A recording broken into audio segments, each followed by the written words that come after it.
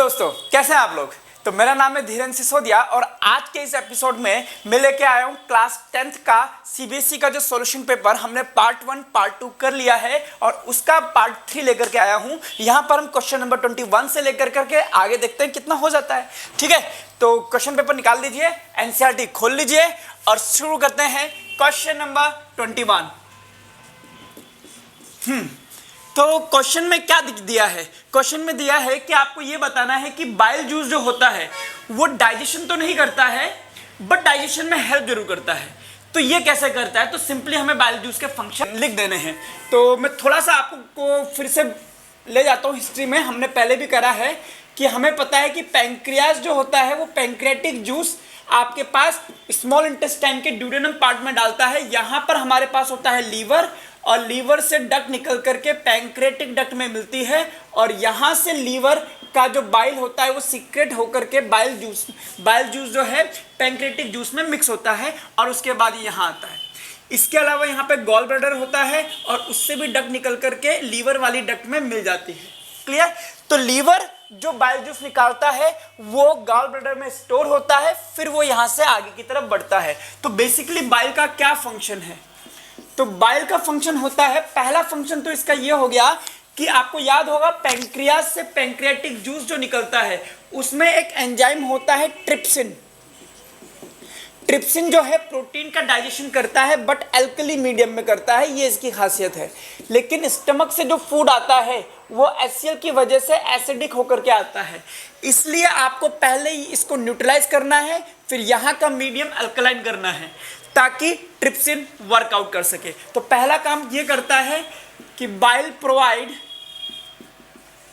Alkaline medium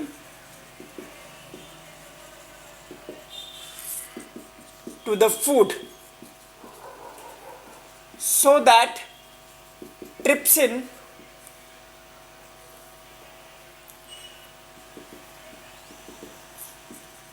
can work।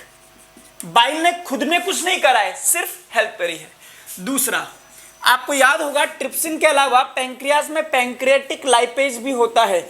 अभी तक mouth से लेकर के स्टमक तक हमारे पास फैट का डाइजेशन नहीं हुआ है। इसकी खास वजह यह है कि फैट पानी में घुलता नहीं है, जबकि ये चीजें पानी में घुल जाती हैं इसलिए इजीली डाइजेस्ट हो जाती हैं। लेकिन लाइपेज हमारे पास फैट को डाइजेशन नहीं कर पाएगा। क्यों? क्योंकि पानी में नहीं घुलता। इसलिए फैट के जो बड़े बड़े टुकड़े हैं इनको छोटे छोटे टुकड़ों में तोड़ना पड़ेगा, फैट ग्लोब्यूल्स बनाने पड़ेंगे। इस प्रोसेस को बोलते हैं हम इमल्सिफिकेशन। और लाइपेज सिर्फ इस तरह की फैट जो ऑलरेडी इमल्सिफाइड है उसी को डाइजेस्ट कर सकता है। तो दूसरा करता है कि बाइल या बाइल सॉल्ट, कुछ भी लिख दीजिए, breaks large fat molecules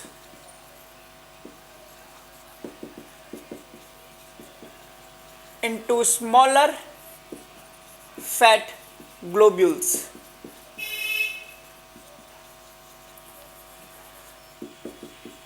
This process is known as, इसको known as बोल रहा हूं मैं, emulsification ऑफ फैट। इसके अलावा बाइल जो है वो फैट सॉल्युबल विटामिन को एब्जॉर्ब भी करता है। तो it helps in the absorption of fat soluble vitamin like कौन कौन से होते हैं? ADEK। तो ये काम बाइल करता है। यहाँ कहीं पर भी इसने डाइजेशन नहीं करा है, सिर्फ हेल्प करी है, ट्रिप्सिन की हेल्प कर दी, लाइपेज की हेल्प कर दी। सो ये काम है हमारे पास बाइल का। ठीक है, अब इसका हम बात करते हैं, इसको लिख लीजिए आप। अब इसका और वाला पार्ट देखते हैं। और वाला पार्ट है भी? हाँ है। अब इसका और वाला पार्ट हम देखते हैं। क्या बोलता है? ये कहता है बर्ड्स और मैमल्स में हार्ट जो होता है वो सेपरेटेड होता है। क्यों? इसका क्या फायदा है? आपको पता होगा, जैसे ह्यूमन की बात करें तो हार्ट जो होता है वो 4 हिस्सों में बटा होता है। ये वाला जो पार्ट होता है इसको हम बोलते हैं लेफ्ट वाला पार्ट। तो ये जो लेफ्ट वाला, लेफ्ट एट्रियम, लेफ्ट वेंट्रिकल है, यहाँ पर प्योर ब्लड जाता है यानी कि ऑक्सीजनेटेड ब्लड जाता है, जबकि यहाँ पर इम्प्योर यानी कि डीऑक्सीजनेटेड ब्लड जाता है, दोनों मिक्स नहीं होते हैं। इसका फायदा ये होता है कि हमारी बॉडी में जो ब्लड जाता है उसमें ऑक्सीजन ज़्यादा होती है, तो ऑक्सीजन रिच ब्लड जब हमारी बॉडी में पहुंचता है तो हमें रेस्पिरेशन में हेल्प इजीली मिल जाती है और रेस्पिरेशन बहुत अच्छे से होता है, अच्छे से एनर्जी बनती है और उस एनर्जी का यूज़ हम कर सकते हैं। तो हम लोगों में यानी कि एनिमल्स यानी कि मैमल्स एंड बर्ड्स, इनमें क्यों? क्योंकि आपको याद होगा हमारी बॉडी का टेम्परेचर जो होता है वो कांस्टेंट होता है, फिशेज में ऐसा नहीं होता। फिशेज के बॉडी का टेम्परेचर वाटर के हिसाब से एडजस्ट हो जाता है, तो हमारा बॉडी का टेम्परेचर चेंज नहीं होता। हमें बॉडी के टेम्परेचर को मेंटेन करने के लिए बहुत ज़्यादा एनर्जी चाहिए होती है, इसीलिए हम लोगों में 4 चैम्बर्ड हार्ट होता है जो कि आपस में ब्लड को मिक्स नहीं होने देता है। तो लिख सकते हैं, मैं इसको लिखूंगा नहीं, अब बड़े बड़े आंसर आ रहे हैं तो मैं बोल देता हूं कि birds and mammals have 4 chambered heart which separates oxygenated and deoxygenated blood. This enable high efficient supply of oxygen into the blood and hence more energy is formed. This energy is utilized to maintain their body temperature constantly. Hence, या ये लिख सकते हैं कि birds and mammals require high energy to maintain their body temperature constantly.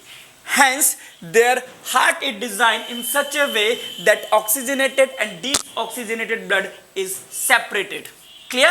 चलिए, इसके बाद बात करते हैं क्वेश्चन नंबर 22 की। पढ़ के देख लीजिए क्वेश्चन नंबर 22। कहता है फोटोसिंथेसिस के इवेंट्स लिखिए और ये बताइए कि ये इवेंट बैक टू बैक होते हैं या नहीं होते हैं, उसकी बात करते हैं। अगर आपने एनसीईआरटी ध्यान से पढ़ी है तो एनसीईआरटी का अभी खोलिए पेज नंबर 96 निकालिए और एक बार उसमें से पढ़ते हैं। मैं थोड़ा सा फोटोसिंथेसिस आपको डिटेल में समझा देता हूं, ठीक है? तो बेटा फोटोसिंथेसिस जो होता है वो 2 स्टेप में होता है। पहले को हम बोलते हैं लाइट रिएक्शन और दूसरा कहलाता है हमारे पास डार्क रिएक्शन, ठीक है? ये होता है क्लोरोफिल में, ठीक है, और ये होता है स्ट्रोमा में। क्लोरोप्लास्ट में जो क्लोरोफिल होता है वो यहां होता है और ये होता है हमारे पास स्ट्रोमा वाला पार्ट। क्लोरोफिल इसको बोलते हैं थाइलेकोइड, ही पढ़ा होगा आपने एनसीईआरटी में, डायग्राम बना हुआ है, मैं वहां नहीं जाऊंगा। आइए, सबसे पहले क्या होता है कि जो सन से लाइट आती है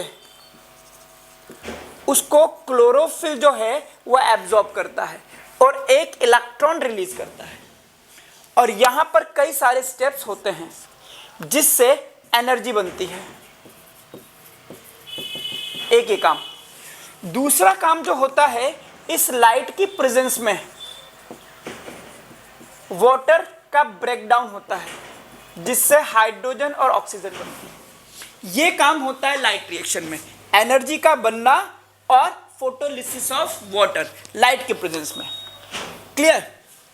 अब क्या होता है, ये ऑक्सीजन तो एनवायरनमेंट में चली जाती है, ये एनर्जी और ये जो हाइड्रोजन रिलीज हुई है ये डार्क रिएक्शन में काम आती है। बाहर से जैसे ही CO2 आती है ये हाइड्रोजन कुछ एंजाइम्स की मदद से इसको रिडक्शन करना शुरू करती है और कई सारे स्टेप इसमें बनते हैं, PGA, PGAL ऐसे करके कई सारे कंपाउंड बनाए जाते हैं। इन्हीं के बीच में ग्लूकोज भी बनता है और ये पूरा का पूरा कहलाता है रिडक्शन ऑफ CO2। इसमें पहला जो कंपाउंड बनता है ये 3 कार्बन का होता है, इसलिए इसको C3 साइकिल भी कहते हैं। तो इस तरह से 2 पार्ट में ये रिएक्शन कंप्लीट होती है।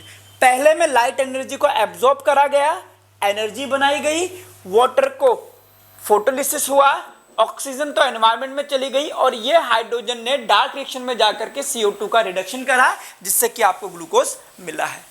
ठीक है, मोटा मोटा ये हिसाब मैंने आपको बता दिया। अब हम बात करते हैं एनसीईआरटी में इसको कैसे एक्सप्लेन कर रखा है। तो इवेंट्स में पहले बोलता है कि पहला इवेंट ये है कि absorption of light by chlorophyll. दूसरा, इसको लिख लीजिए आप, दूसरा क्या हुआ है, फोटोलिसिस हुआ है और एनर्जी बनी है।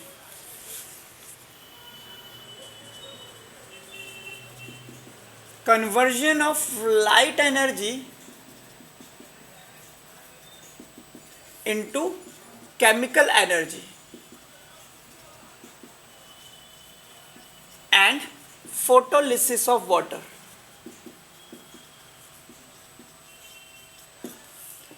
और तीसरा step, reduction of carbon dioxide to form glucose.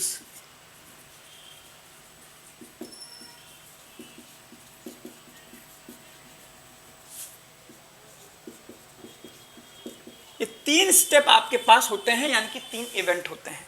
Clear? अब इनके बाद में आप एक बार फोटोसिंथेसिस की रिएक्शन भी लिख दीजिए।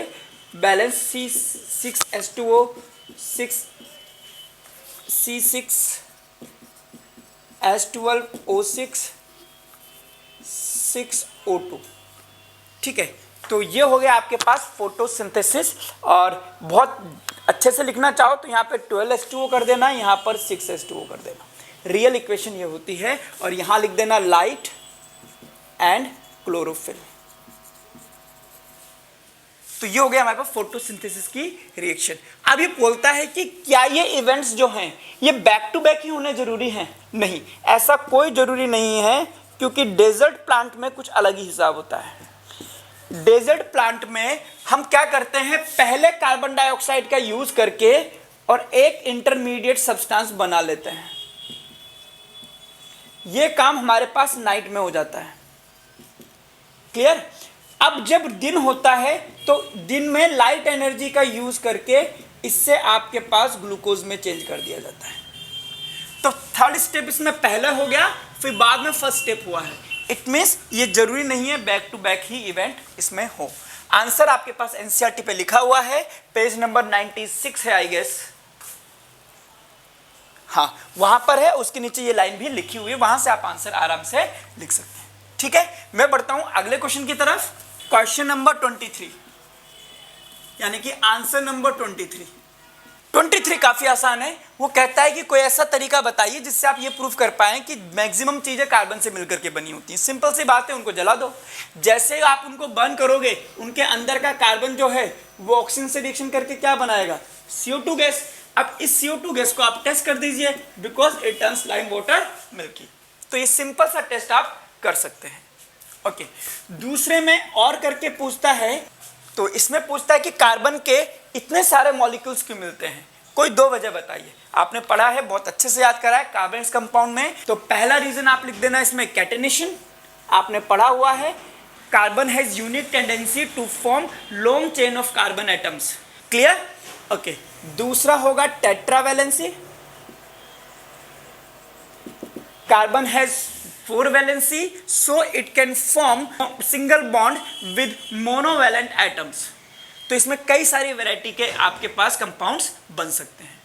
तीसरा एक और हो सकता है कि कार्बन के बॉन्ड, कार्बन का जो साइज होता है वो छोटा होता है, इसलिए उसके बॉन्ड स्ट्रॉन्ग होते हैं, इसीलिए कंपाउंड भी कैसे होते हैं, स्टेबल। बट आपसे 2 पूछा है, आप 2 लिखिए, कैटेनेशन उसकी डेफिनेशन, टेट्रावैलेंसी और उसका एक्सप्लेनेशन। क्लियर? तो ये क्वेश्चन नंबर 23 आपका इजीली सॉल्व हो जाएगा। चलिए अब पढ़ते हैं आंसर नंबर 24 की तरफ। आंसर नंबर 24, तो आपको ये टेबल दे रखी है और पूछा है कि कौन सबसे ज्यादा रिएक्टिव है, कौन कम रिएक्टिव है, वो सारी चीजें। अगर आप ध्यान से देखेंगे तो आप देखिए सबसे ज्यादा रिएक्शन किसने करी है, P ने 2 रिएक्शन करी है, Q ने सारी रिएक्शन करी है। तो Q सबसे ज्यादा रिएक्टिव हो गया, सीधी सी बात। इसके बाद R ने एक ही रिएक्शन करी है और S ने तो करी ही नहीं है, तो S सबसे कम रिएक्टिव और सबसे ज्यादा इसके बाद हो गया P और इसके बाद हो गया R। तो ये आपको ऑर्डर बनाना है और एनसीईआरटी में ये साइन इसने उल्टा लगा दिया गलती से, बट आंसर आपका यही जाएगा। सॉरी, एनसीईआरटी बोल रहा हूँ, जो बोर्ड की आंसर शीट आई है उसमें। तो arrange the given samples in the increasing order of the reactivity. तो इंक्रीजिंग ऑर्डर ये है, आप देख सकते हैं। क्लियर? अब बोलता है right the chemical formula of the compound formed when Q react with copper sulphate. अगर कहता है कि Q ने कॉपर सल्फेट से रिएक्शन करी है तो QSO4 और कॉपर को डिस्प्लेस कर देगा क्योंकि Q इज मोर रिएक्टिव। तो ये भी आपके पास सिंपल सा आंसर है, इसमें कोई भी दिक्कत वाली बात नहीं है। ठीक है, इसमें ज़्यादा एनालिसिस करना ही नहीं था हमें, सिंपल। ओके, तो क्वेश्चन नंबर 25। तो क्वेश्चन को पढ़ लीजिए आप। ये डायग्राम देख करके बोलता है कि ये जो हो रहा है प्रिज्म में, इसको कहते क्या है। आपको पता है कि जब भी व्हाइट लाइट किसी ट्रांसपेरेंट मीडियम जैसे कि प्रिज्म में से गुजरती है तो वो 7 पार्ट में बट जाती है, जिसमें से वॉयलेट नीचे, रेड ऊपर होता है। इस प्रोसेस को हम बोलते हैं डिस्पर्जन। तो आपको सिंपल लिख देना है, the process is called as dispersion. तो अब ये बोलता है कि जैसे ही आप व्हाइट लाइट को डालते हो तो व्हाइट लाइट का पाथ ये है, वॉयलेट कलर का डेविएशन बहुत ज्यादा आया है जबकि रेड कलर का डेविएशन कम आया है। इसकी क्या वजह है? इसकी वजह है वेवलेंथ। मैंने आपको पहले भी बताया था, इससे पहले भी बताया था कि वॉयलेट से रेड जाते हो तो रेड की वेवलेंथ सबसे ज्यादा होती है, इसलिए इसका एंगल ऑफ डेविएशन यानी कि मुड़ने का, इसको हम बोलते हैं एंगल ऑफ डेविएशन, कम आता है। इसी वजह से इसकी स्कैटरिंग भी कम आती है और एक मीडियम से दूसरे मीडियम में जाती है तो इसकी स्पीड भी कम हो जाती है। तो हमें लिखना है कि due to less wavelength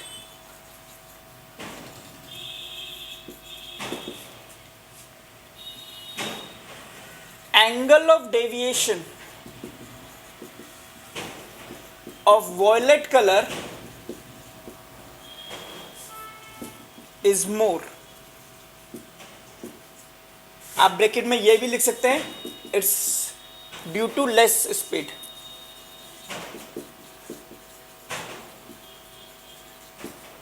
Hence violet bands more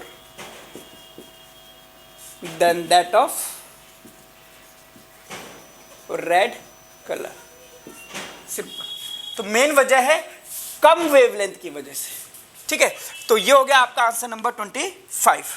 answer number 26, इसने आपके पास एक डायग्राम बना रखा है, एक सर्किट डायग्राम बना रखा है और कह रखा है कि यहाँ पर इसके पास 4 ओम है, यहाँ पर ये कौन सा रेजिस्टेंस लगा है, 2 ओम और 3 ओम में से सेलेक्ट करना है जो कि 12 वोल्ट की सप्लाई से 9 एम्पीयर की करंट को खींच सके। सिंपल। तो बड़ा इजी है, आपको पता है दोनों पैरेलल में है तो दोनों पे गिरने वाला वोल्टेज ड्रॉप सेम होगा, यानी कि 12 वोल्ट इस पे गिरेगा, 12 वोल्ट इस पे गिरेगा। क्लियर। अब सिर्फ ये देख लो कि 12 वोल्ट से जब इस पे गिरता है तो यहाँ पे कितनी करंट आती है, 3 एम्पियर, यानी कि इसमें कितनी करंट जाएगी, 6 एम्पियर। तो हम कह सकते हैं कि current in 4 ohm resistor is I is equals to 12/4 यानी कि 3 ampere. Hence current in R2 should be 9 minus 3 यानी कि 6 एम्पियर। सो अब 6 एम्पियर की करंट है, करंट कितनी है, 6 एम्पियर की, वोल्टेज चाहिए आपको 12 वोल्ट, तो रेजिस्टेंस कितना होगा, तो simple V is equal to I R, R is equal to V upon I, V है 12, I है 6, तो कितना आ गया 2 ओम। तो हम लिख सकते हैं hence R2 is equals to 2 ohm and that is your answer। Simple. चलिए अब बेटा आंसर नंबर 27 में जो आपको ये टेबल दी है इसको ध्यान से एनालाइज करना है। ठीक है, बहुत अच्छे से एनालाइज करना है। तो इसने बोल रखा है कि डाई हाइब्रिड क्रॉस है, क्योंकि राउंड येलो राउंड ग्रीन ऐसे करके है और इनके नंबर बता रखे हैं कि इतने इतने। तो कहता है analyse the result and describe the mechanism of inheritance. तो क्या मैकेनिज्म है विच एक्सप्लेन्स दीज रिजल्ट्स। तो अगर आप ध्यान से देखेंगे तो ये डाई हाइब्रिड क्रॉस है, सीधी सी बात ये है। और यहाँ पर राउंड येलो है 630 राउंड और येलो। इसके अलावा राउंड एंड ग्रीन, यह है 216। इसके बाद रिंकल येलो, ऑलमोस्ट सेम। कि सर ये सेम क्यों नहीं आए? बेटा कुछ पौधे मर जाते हैं, बीज नहीं चल पाए, केयर ढंग से नहीं हुई तो मर जाते हैं, तो एग्जैक्ट रेशो नहीं आता। जैसे ये मोनो हाइब्रिड क्रॉस में आप बोलो 1:2:1 एग्जैक्ट आएगा, तो एग्जैक्ट नहीं आता। ठीक है, ये बात ध्यान रखना। और साथ में लास्ट है रिंकल्ड एंड ग्रीन, और ये है आपके 64। तो ऑलमोस्ट डाई हाइब्रिड क्रॉस का ये रेशो बनता है। तो हमें इसमें लिखना है कि on the basis of analysis this is a dihybrid cross. और फिर आप डाई हाइब्रिड क्रॉस करके भी दिखा दीजिए। ठीक है, कैसे करते हैं आपको पता ही होगा, मैं यहां ज्यादा डिटेल में नहीं जाऊंगा। तो दो हमने कैरेक्टर लिए हुए हैं, एक है शेप ऑफ सीड, दूसरा colour of seed. Shape of seed में हमारे पास दो हैं, एक है राउंड और एक है रिंकल। ये कैपिटल आर से बता देना, ये स्मॉल आर से बता देना। और कलर में हमारे पास येलो और ग्रीन, एक कैपिटल वाई से एक स्मॉल वाई से, ये डोमिनेंट है और दूसरा वाला रिसेसिव। तो हमें सिर्फ उतना बताना है। तो हम स्टार्ट कर, हम कहेंगे वाई वाई कैपिटल आर, यहां से शुरू करना है। और एक इसका फीमेल प्लांट, दोनों के गैमीट बना दीजिए, वाई आर और स्मॉल वाई स्मॉल आर, इन दोनों को मिला दीजिए, Y Y capital R small R. और फिर इसके दो प्लांट ले लीजिए, पूरा तरीके से कर दीजिएगा। और फिर इसका गैमीट बनाना है।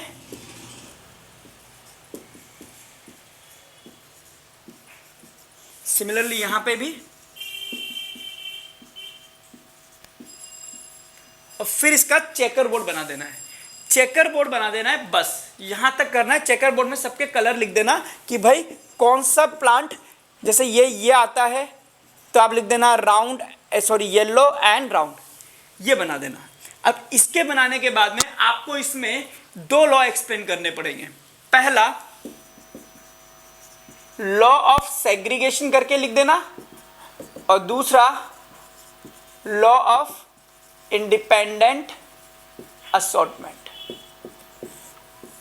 ठीक है, लॉ ऑफ सेग्रीगेशन क्या कहता है कि जब भी गैमीट बनते हैं तो फैक्टर्स जो होते हैं वो गैमीट में जाते हैं और वो एक दूसरे से अलग हो जाते हैं। कैपिटल वाई से अलग हो गया, कैपिटल आर से अलग हो गया, तो लॉ ऑफ सेग्रीगेशन। अब कहता है लॉ ऑफ इंडिपेंडेंट असॉर्टमेंट, यानी कि जब फैक्टर गैमीट्स में जाते हैं तो ये एक दूसरे से इंडिपेंडेंटली आगे मूव करते हैं, और जब ये आगे की तरफ पेयरिंग करते हैं तो भी ये एक दूसरे से इंडिपेंडेंटली रैंडमली पेयर करते हैं। और इतना लिख करके अपना आंसर आपको खत्म कर देना है। लंबा है, थोड़ा सा करना पड़ेगा। ठीक है, चलिए। और फिर उसके बाद अगला ये कहता है कि सेक्स डिटर्मिनेशन को समझाइए ह्यूमन में। ओवरऑल यही कह रखा है कि 50% चांसेस होते हैं कि बच्चा जो पैदा होता है वो मेल हो या फीमेल है। तो सेक्स डिटर्मिनेशन भी मेरे हिसाब से बहुत इजी है। हमें यहाँ से शुरू कर देना है कि यहाँ पे एक हम मेल ले लेंगे 44 + XY, एक फीमेल ले लेंगे 44 + XX में। फिर इसमें दो गैमीट बना देंगे 22 + X, 22 + Y। यहाँ पर गैमीट एक ही तरह का बनेगा 22 + X, और यहाँ लिख देना गैमीट्स। ठीक है, और यहाँ लिख सकते हो आप मियोसिस, यहाँ भी लिख सकते हो मियोसिस। ठीक है, तो ये सारी बातें। अब उसके बाद में आप कह सकते हो कि ये इसके साथ करेगा तो 44 + XX, और ये इसके साथ करेगा तो 44 + XY। तो ये हो गया आपके पास मेल और ये हो गया आपके पास female, that is 1:1। Hence there is 50% chance that the child can be male और फीमेल। और इसमें आपको थ्योरी भी लिखनी है। कैसे लिखेंगे? A human male has 46 chromosome, that is 44 plus XY, while the human female has 46 chromosome, that is 44 plus XX. As shown in the diagram, during the meiosis, these sex chromosome, that is X and Y, are separated and transferred to the gamete.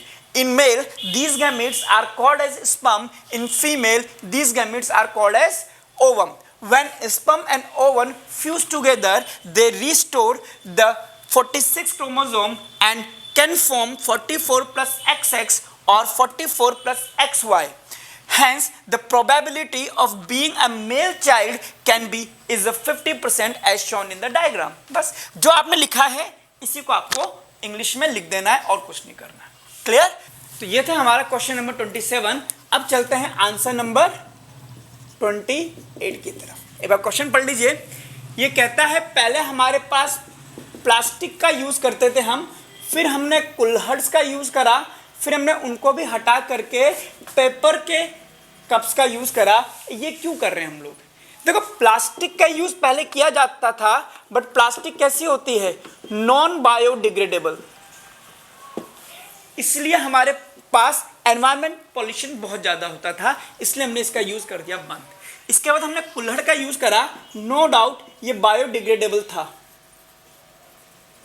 But कुल्हड़ जिस मिट्टी से बनते थे उसको बोलते हैं हम क्ले, और क्ले निकालने के लिए हमें टॉप लेयर ऑफ सॉइल हटानी पड़ती है, उसको खोदना पड़ता है, और वो लेयर होती है फर्टाइल, तो वो हमारे पास डैमेज हो जाती थी। But top fertile layer of soil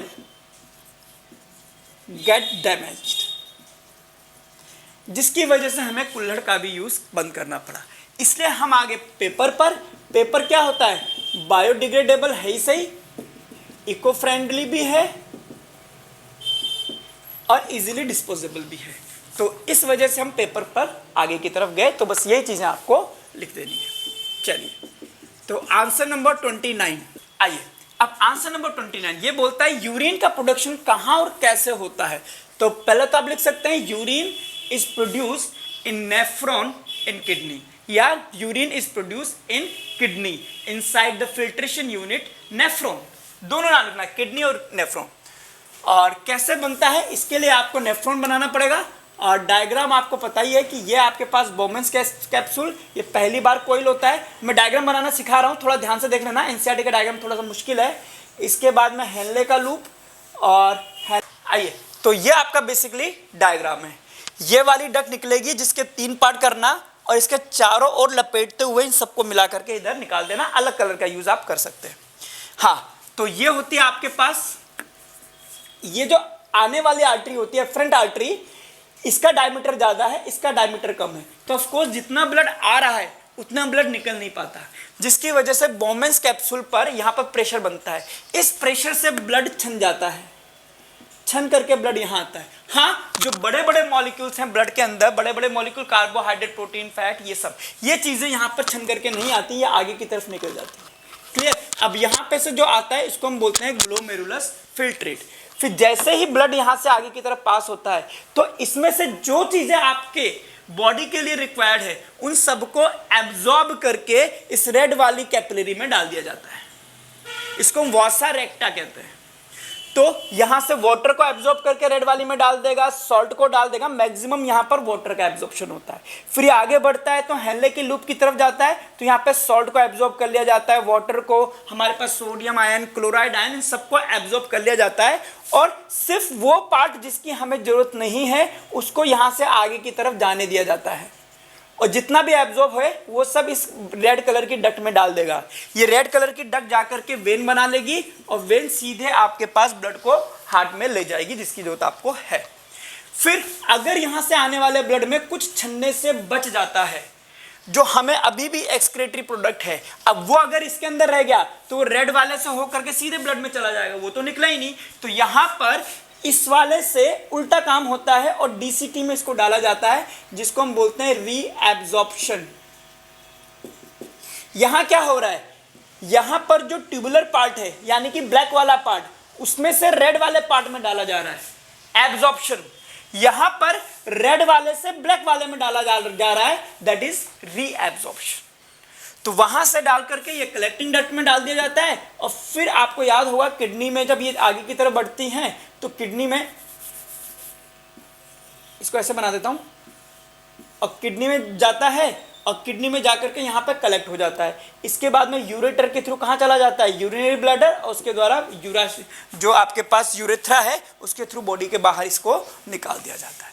तो ये है मेन डायग्राम है, बाकी लैंग्वेज आपको एनसीईआरटी में भी मिल जाएगी। डायग्राम आप ये वाला बना सकते हैं, इजी भी है। क्या करना है, एक कॉइल दूसरी कॉइल, उनको हैंडले लूप से जोड़ना है, फिर यहाँ पर थोड़ा सा डायमीटर बड़ा कर देना, यहाँ पर कई सारे पार्ट करके छोटा कर देना, और इसके 3 ब्रांचेस निकाल करके, और एक को इसके चारों ओर, इसके चारों, इसको चारों, थोड़ा सा उसको लपेट देना, बस इतना सा डायग्राम है, राइट। तो ये था आपका आंसर नंबर 29। अब चलते हैं आंसर नंबर 30 की तरफ। एक बार आंसर नंबर 30 आप ऊपर से पढ़ लीजिए, क्या है क्वेश्चन देखिए। कहता है कि which of the following reaction is endothermic where decomposition also happen. Decomposition, respiration, देखते हैं रेस्पिरेशन क्या होता है। रेस्पिरेशन की रिएक्शन में ग्लूकोज जो होता है वो ऑक्सीजन की प्रेजेंस में कार्बन डाइऑक्साइड और वाटर में टूटता है और एनर्जी बनती है। तो क्या ये एंडोथर्मिक है? नहीं, तो पहला वाला आंसर तो नहीं हो सकता। इसके बाद आता है हीटिंग ऑफ लेड नाइट्रेट। इसको जब आप हीट करते हैं तो लेड ऑक्साइड, NO2 तो निकलेगा, नाइट्रेट को जब भी गर्म करते हैं ब्राउन कलर की फ्यूम्स NO2 की निकलती हैं, प्लस ऑक्सीजन। इसको बैलेंस करने के लिए यहाँ 4 लगाया जाता है, ये मैंने याद कर रखा है।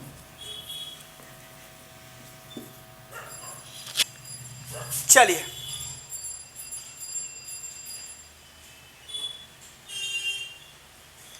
तो ये है, तो इसमें क्वेश्चन के हिसाब से क्या होना चाहिए, तो इसमें हीट कर रहे हो तो ये एंडोथर्मिक भी है और ये डिकम्पोज भी हो रहा है, तो ये डीकम्पोजिशन भी है, तो ये आपका आंसर चला जाएगा। अगले में बोलता है डीकम्पोजिशन ऑफ ऑर्गेनिक मैटर, यानी कि डाइजेशन। तो डाइजेशन में डीकम्पोजिशन तो होता है बट हीट नहीं लगती है, वो एंजाइम्स के द्वारा तोड़ा जाता है, तो ये भी नहीं हो सकता। अगला है इलेक्ट्रोलिसिस ऑफ वाटर, यानी कि वाटर को तोड़ करके हाइड्रोजन और ऑक्सीजन में चेंज करा जाता है इलेक्ट्रिसिटी द्वारा, तो ये एनर्जी इलेक्ट्रिसिटी से मिलती है। तो इसमें भी इलेक्ट्रिसिटी से मिलती है, इसलिए डीकम्पोजिशन भी हो रहा है और एंडोथर्मिक भी है। तो मैंने लिखवाया था, आप मेरा चैप्टर नंबर 1 का जो लेक्चर्स हैं वो आप मेरे चैनल पे विजिट कर सकते हैं। उसमें मैंने लिखाया था एंडोथर्मिक रिएक्शंस कई टाइप की होती है, उसमें आप इलेक्ट्रोलिसिस को भी देख सकते हैं। क्लियर? और डीकम्पोजिशन आपका हो ही रहा है। तो आंसर है heating of lead nitrate and electrolysis of water. Reaction आपको याद है तो आप लिख दीजिए, नहीं याद है तो रिस्क मत लीजिए, सीधी सी बात है। चलिए, कि सिल्वर क्लोराइड AgCl, ये आपके पास व्हाइट कलर का सब्सटेंस है सॉलिड में, जैसे ही इस पर लाइट पड़ती है ये फोटोलिसिस दिखाता है, लाइट के प्रति सेंसिटिव होता है, तो ये टूट जाएगा Ag में और क्लोरीन गैस निकल जाएगी। बैलेंस कर दीजिए और ये हो जाता है आपके पास ग्रे कलर का। अब एक बार क्वेश्चन देखते हैं क्या बोलता है। Silver chloride kept in open turns grey, ठीक है, दिख ही रहा है आपको। Illustrate this with the balance chemical equation, balance भी है केमिकल रिएक्शन, तब लिख सकते हैं white colour AgCl turns to grey due to the formation of silver in presence of light as shown in the given chemical reaction. इससे ज्यादा क्या ही लिखोगे आप। चलिए आइए आंसर नंबर 31 में आपके पास एक टेबल बना रखी है, टेबल को थोड़ा सा ध्यान से देख लीजिए। फिर बोलते हैं विच element is a metal with valency 2, यह है आपके पास पहला क्वेश्चन। तो आपको पता होगा वैलेंसी के हिसाब से ही इनको अरेंज करा जाता है, ग्रुप नंबर वैलेंसी के हिसाब से डिसाइड करे जाते हैं। तो ग्रुप नंबर 2 में जो मेटल है उसी का वैलेंसी 2 जाएगा, यानी कि D, सीधी सी बात है। फिर ये बोलता है कि which element is least reactive, सबसे कम reactive. Group number 18 noble gases, ठीक है, तो आएगा C. Third, out of D and E which element has smaller atomic radii. अगर आप देखें तो डी जो है वो पीरियड नंबर 3 में है और ई भी कहां पर है, पीरियड नंबर 3 में। सेम पीरियड में जब आप लेफ्ट टू राइट जाते हैं तो साइज छोटा होता जाता है, तो इसमें ई छोटा होगा, तो स्मॉलर इज ई। सिंपल, बस खत्म, सिंपल। ओके, ये था आपके पास क्वेश्चन नंबर 31। अब बात करते हैं क्वेश्चन नंबर 32 की। Explain the formation of calcium chloride with the help of electron dot structure. तो पहले इलेक्ट्रॉन डॉट स्ट्रक्चर बनाता हूं। इसके फर्स्ट स्टेप में आपको लिखना है कैल्शियम 20, इसका electronic configuration 2882, chlorine 17, electronic configuration 287। तो पहला, अब फिर लिख देना इसमें कि calcium has above electronic configuration and chlorine has the electronic configuration 287। To maintain its octet, calcium need to lose 2 electron, while to maintain the octet chlorine atom will accept 1 electron। यहां तक लिख दिया। फिर इसके बाद स्टेप 2, कैल्शियम बता देना और इसके बाहर के 2 इलेक्ट्रॉन, क्लोरीन बता देना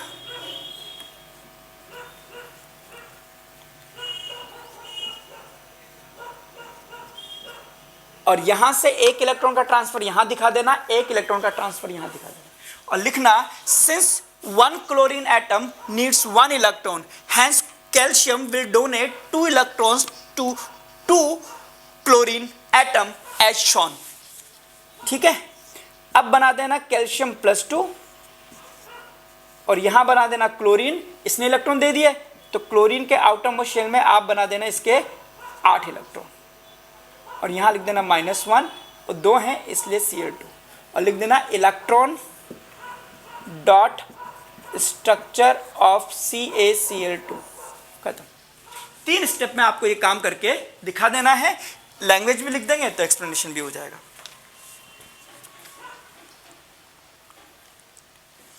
और अगला कहता है कि आयनिक कंपाउंड्स जो होते हैं वो इलेक्ट्रिसिटी का कंडक्शन क्यों नहीं करते, क्योंकि अगर आप ध्यान से देखेंगे सोडियम है, क्लोरीन है, इसके पास पॉजिटिव चार्ज है, नेगेटिव चार्ज, इनके बीच में लगने वाला इलेक्ट्रोस्टैटिक अट्रैक्शन फोर्स जिसको आप आयनिक बॉन्ड कहते हैं केमिस्ट्री में, तो उस बॉन्ड की वजह से ये हाईली कॉम्पैक्टली अरेंज होते हैं, बहुत पास पास होते हैं, मूव भी नहीं करते।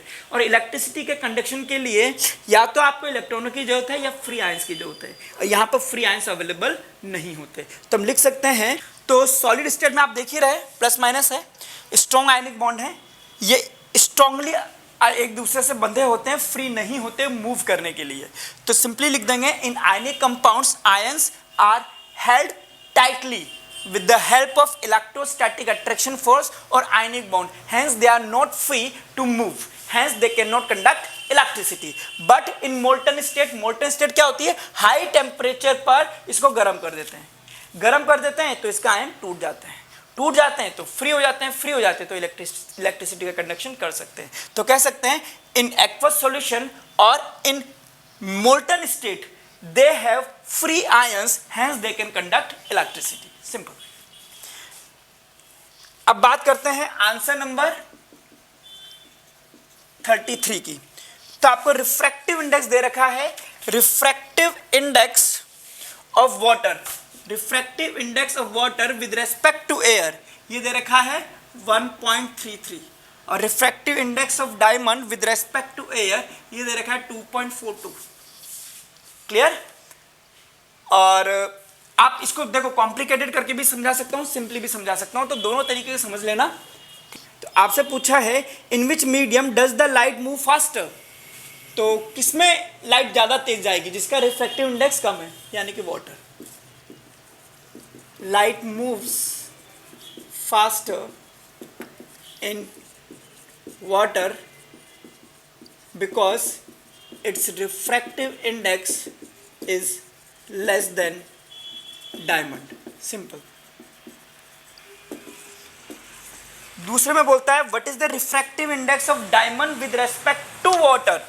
तो refractive index of diamond with respect to water, तो जिसके रेस्पेक्ट में पता करते हैं उसे बाद में लिखते हैं, उसी से डिवाइड करते हैं।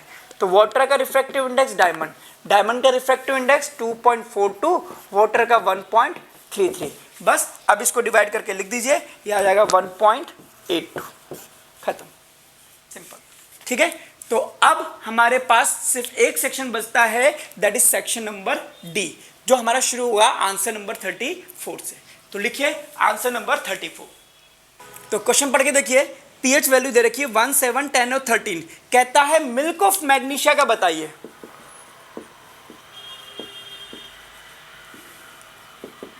क्या होता है milk of magnesia? Magnesium hydroxide, यानी कि बेस होता है, और बेस का पीएच इसमें आ सकता है 10 और 13, दोनों आंसर हो सकते हैं, बट रुकिए अभी। कहता है गैस्ट्रिक जूस,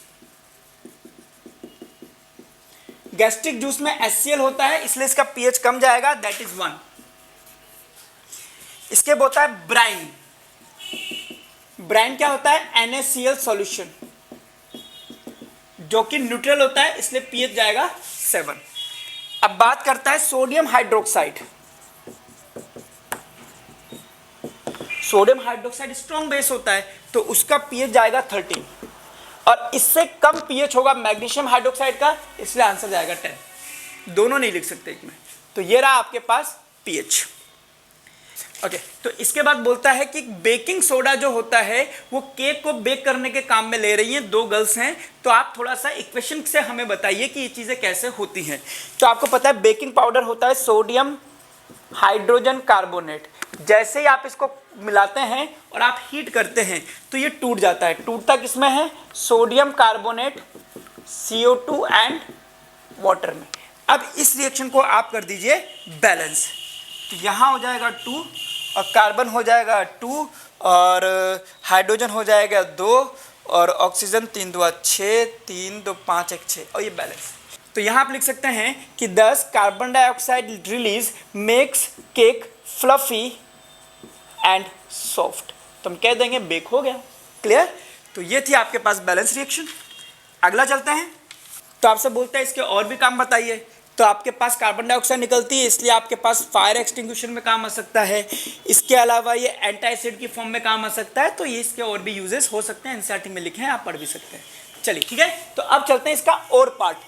तो ये बोलता है आपसे कि आपके पास 4 सैंपल हैं, A, B, C और D, और ये पीएच पेपर पर कलर देते हैं ग्रीन, ये देता है रेडिश पिंक, ये देता है ब्लू, ये देता है ऑरेंज, और इनके पीएच रिकॉर्ड करे गए हैं 7,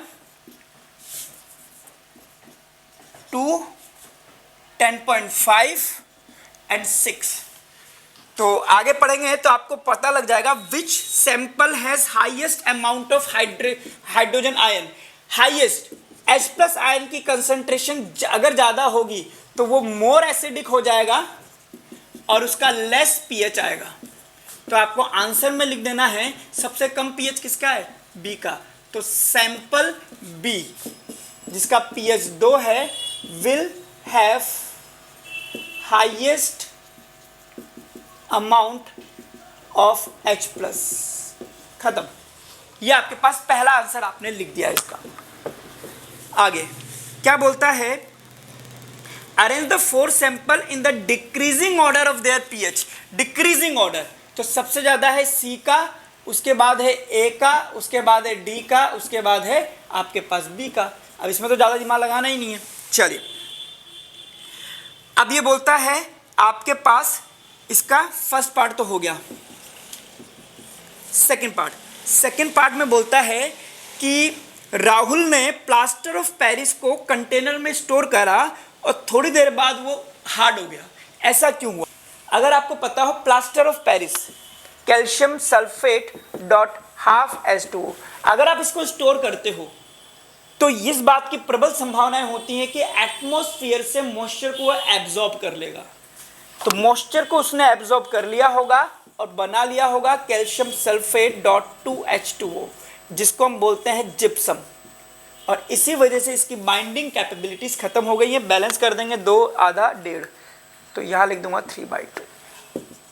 तो लिख देना, it can be happen because plaster of Paris absorbs atmosphere moisture to form gypsum and it loses its binding capability and become hard. तो ये आप रिएक्शन से भी बता सकते हैं।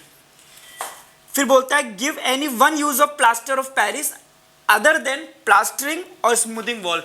तब लिख सकते हैं इसका यूज टॉयज बनाने में होता है, डेकोरेशन में भी होता है, ठीक है, और कोई चीजें टूट जाती है तो उनको जोड़ने में भी होता है, ठीक है। तो ये आप इसके यूजेस लिख सकते हैं। आइए अब देखते हैं आंसर नंबर 35। मेजर क्वेश्चन है, 5 नंबर का पूछा है। तो ये कहता है कि आपको सारे चेंजेस लिखने हैं। कहां से लिखने हैं? फ्लावर में, जब तक वो बीज नहीं बन जाता। तो अब इसमें बना देंगे आप डायग्राम। ध्यान से देखिए डायग्राम को। ये है स्टाइल, और ये हो गया स्टिग्मा, ये हो गई ओवरी, और इसके बाद में पेटल बनाऊंगा मैं। अब इसको ऐसे छोड़ देता हूँ, ठीक है। ये आपके पास हो गई सेपल,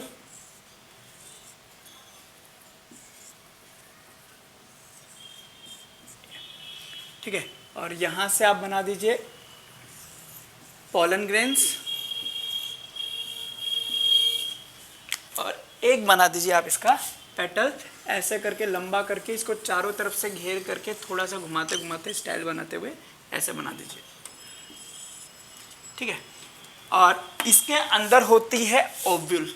ये रहा ओव्यूल।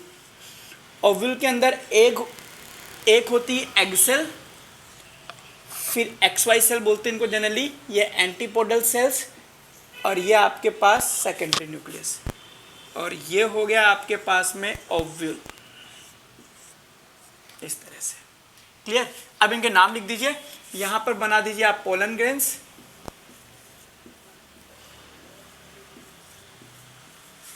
तो चाहे तो इनका भी नाम लिख दीजिए, pollen grains, style, stigma, ovary,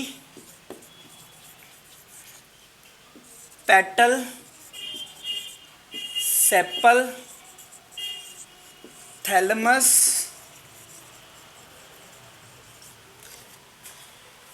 इधर से आपके पास फिलामेंट, ये हो गया आपके पास तैयार। और क्लियर?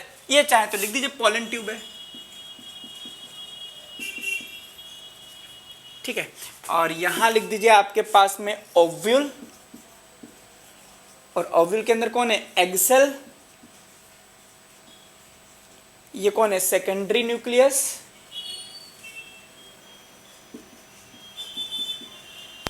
ये कौन है? एंटीपोडल सेल, बट ठीक है छोड़िए। एग सेल को हम N से बताएंगे, सेकेंडरी न्यूक्लियस को N+N से बताएंगे। क्लियर? और ये आप बना सकते हैं डायग्राम, इनके अंदर पोलन ग्रेन्स रहेंगे। क्लियर? अब आपको क्या लिखना है उसको थोड़ा ध्यान से समझिए। पहले आप ये बोलेंगे कि पोलन ग्रेन के अंदर एक मेल गैमेट होता है, और ये सब अपनी अपनी पोलन ट्यूब बनाते हैं। कोई एक ही पोलन ग्रेन होता है जो अपनी पोलन ट्यूब को एक्सटेंड करके ओव्यूल तक ले जाता है, उसके माइक्रोपाइल यानी कि एंट्री पर जाता है। जैसे ही ये मेल गैमेट नीचे आता है, ये मेल गैमेट में हो जाता है मियोसिस। क्या हो जाता है? मियोसिस। और इस मेल गैमेट से 2 मेल गैमेट बन जाते हैं। अब कितने मेल गैमेट तैयार हो गए आपके पास? 2। ये भी एक मेल गैमेट, ये भी एक मेल गैमेट। अब जैसे ही ये मेल गैमेट आगे की तरफ जाएंगे और ओव्यूल के अंदर एंट्री करेंगे, यहां पे 2 चीजें हैं, एक है एग सेल, एक है सेकेंडरी न्यूक्लियस। तो एक मेल गैमेट एक एग सेल को फर्टिलाइज करेगा और बनाएगा 2N, इसको हम बोलेंगे जाइगोट, और इस प्रोसेस को हम बोलते हैं सिनगेमी।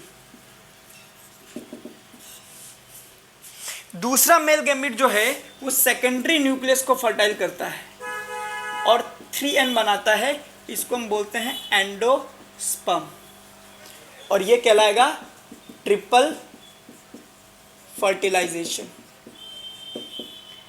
इसको हम बोलते हैं ट्रू फर्टिलाइजेशन, इसको हम बोलते हैं false fertilisation.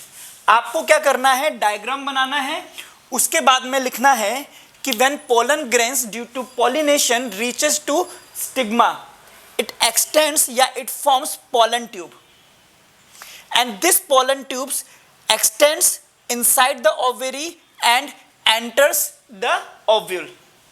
In pollen tube, one male gamete divides to form two male gametes। उसके बाद में हेडिंग डालेंगे सिनगेमी और यहाँ बताएंगे जाइगोट बनता है और इसके बाद बताएंगे ट्रिपल फर्टिलाइजेशन और इसके बाद लिखेंगे thus syngamy and triple fertilization combinedly is called as double fertilization. Clear, ये हो गया डबल फर्टिलाइजेशन। अब क्या बना हमारे पास, जाइगोट बन गया, एंडोस्पर्म।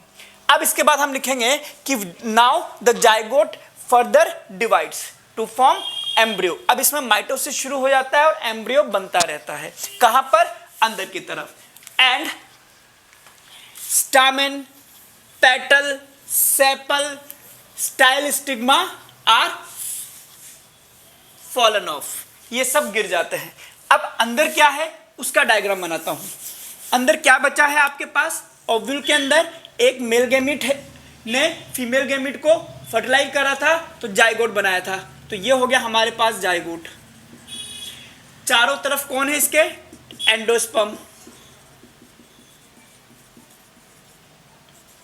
ये है ओव्यूल और ओव्यूल के चारों ओर हमारे पास ओवरी।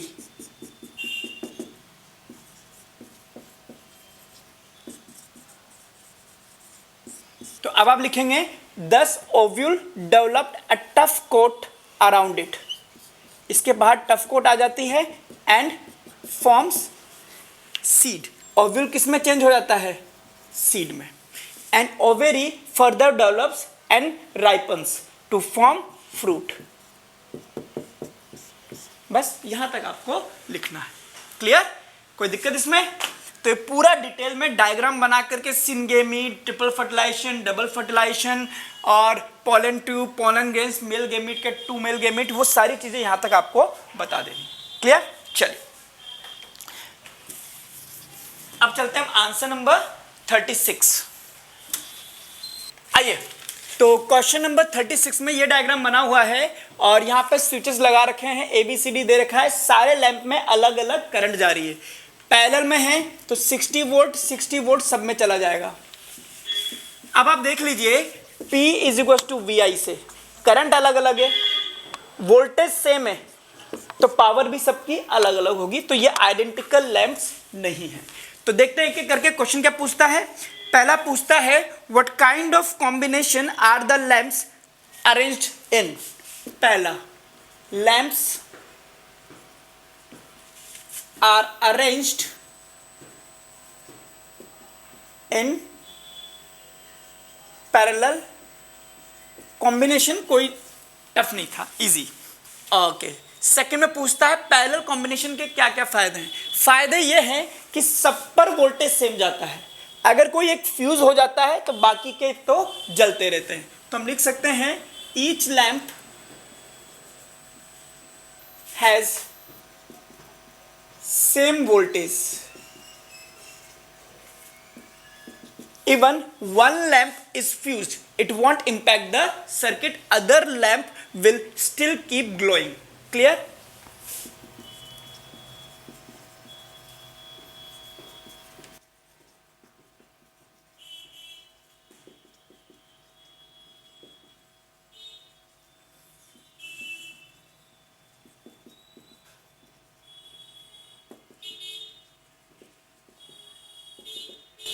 तो ऐसे दो तीन फायदे हमारे पास हैं।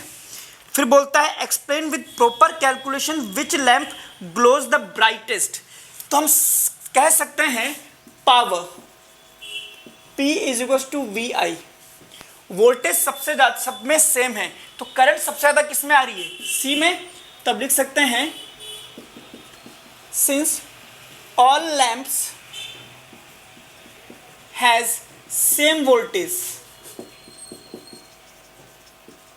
so the lamp having maximum current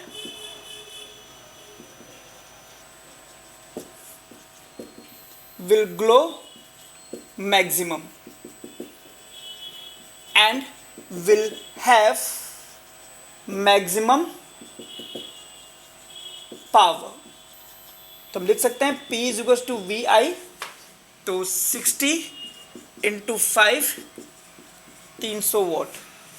10 for lamp C, 10 lamp C will glow brightest. Simple. Fourth में क्या कहता है, एक्सप्लेन विद प्रॉपर कैलकुलेशन हो गया, find out the total resistance of the circuit, circuit का टोटल रेजिस्टेंस। अब आप देख लीजिए, यहां पे देखिए, net voltage is net current और net resistance. Net voltage 60, net current 15, तो नेट रेजिस्टेंस कितना आ जाएगा,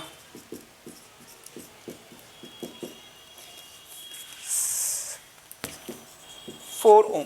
10 net resistance of the circuit is 4 ohm. ये हो गया आपके पास इसका आंसर। इसका ए पार्ट हमारा खत्म हो गया।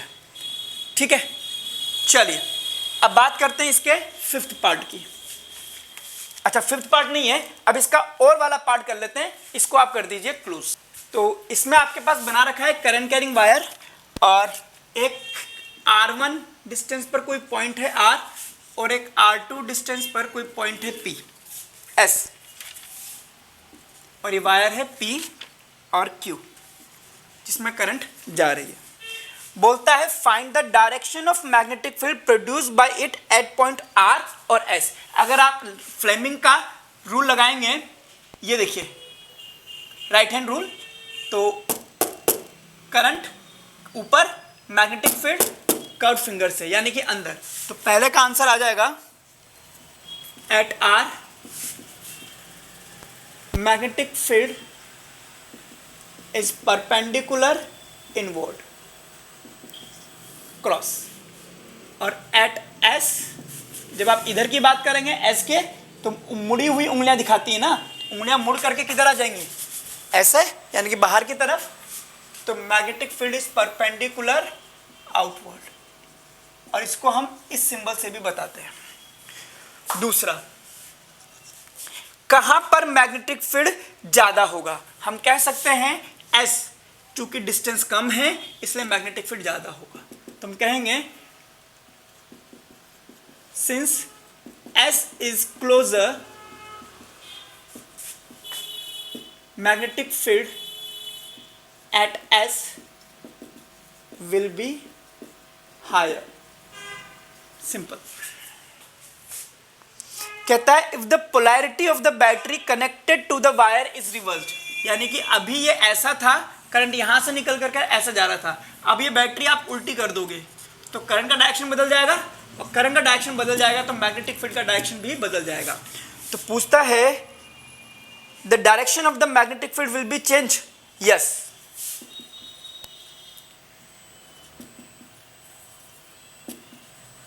Due to change in current, direction of magnetic field will reversed। Reverse का मतलब at R perpendicular outward, at S perpendicular inward।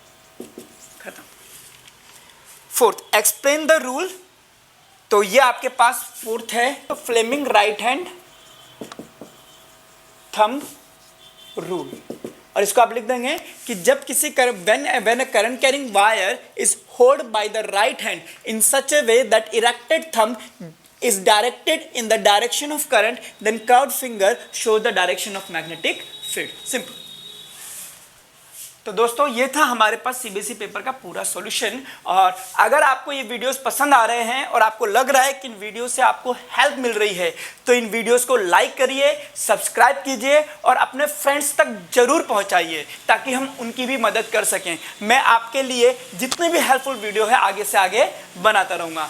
Keep supporting. और हाँ, अगर कोई डाउट आया है तो आप कमेंट सेक्शन में लिखिए, मैं आपको कमेंट सेक्शन में उसका सॉल्यूशन पूरी तरह से करने की कोशिश करूंगा। जय हिंद, जय भारत।